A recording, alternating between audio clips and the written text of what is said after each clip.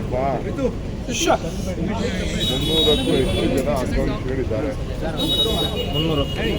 ಎಲ್ಲ ವರ್ಗದಲ್ಲೂ ಇದ್ದಾರೆ. ಎಲ್ಲ ವರ್ಗಕ್ಕೂ ಈಗ ಅಕೌಂಟ್ ಮಾಡಲಿಕ್ಕೆ ಸಾಧ್ಯ ಇಲ್ಲ. ಇರೋ 7 ಸೀಟು ಸಿಟ್ಟಿಂಗ್ ಮೆಂಬರ್ಸು ಇದ್ದಾರೆ. ಎಲ್ಲರೂ ದುಡ್ಡಿರೋರಲ್ಲ, ಯಾರು ದುಡ್ಡಿರೋರಲ್ಲ. ಕೆಲವು ಬ್ಲಾಕ್ ಮಟ್ಟದಲ್ಲಿ ಅಧಿಕಾರ ಸಿಕ್ಕಿದೆ, ಕೆಲವು ಜಿಲ್ಲಾ ಮಟ್ಟದಲ್ಲಿ ಸಿಕ್ಕಿದೆ, ಕೆಲವು ರಾಜ್ಯ ಮಟ್ಟದಲ್ಲಿ ಸಿಕ್ಕಿದೆ, ಎಲ್ಲರೂ ಕೂಡ ಇದೆ. ನೋಡೋಣ ಪಾರ್ಟಿ. ಯಾಕೆಂದರೆ ನಾವು ಮಲೆನಾಡಿಗೂ ಕೂಡ ಇದಕ್ಕೆ ಕರಾವಳಿಗೂ ಕೇಳ್ತಾರೆ, ಕಲ್ಯಾಣ ಕರ್ನಾಟಕ ಕೇಳ್ತಾರೆ, ಮುಂಬೈ ಕರ್ನಾಟಕ ಕೇಳ್ತಾರೆ, ಬೆಂಗಳೂರು ಕೇಳ್ತಾರೆ, ಹಳೆ ಮೈಸೂರು ಕೇಳ್ತಾರೆ. ಎಲ್ಲ ಕಡೆಯೂ ಭಾಳ ಕಷ್ಟಕರವಾದಂಥ ಭವಿಷ್ಯ.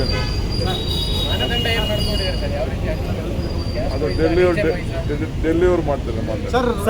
ರಾತ್ರಿ ಪರಮೇಶ್ವರ್ ಅವರು ಅಸಮಾಧಾನ ಹೊರಹಾಕಿದ್ದಾರೆ ಸರ್. ಸಿಎಂ ಡಿಸಿಎಂ ಇಬ್ಬರೇ ತೀರ್ಮಾನ ಮಾಡಬಹುದು, ಮತ್ತೆ ಹಿರಿಯ ನಾಯಕರ ಅಭಿಪ್ರಾಯವನ್ನು ಕೂಡ ಕೇಳಬೇಕು ಅಂತ ಹೇಳಿದ್ದಾರೆ.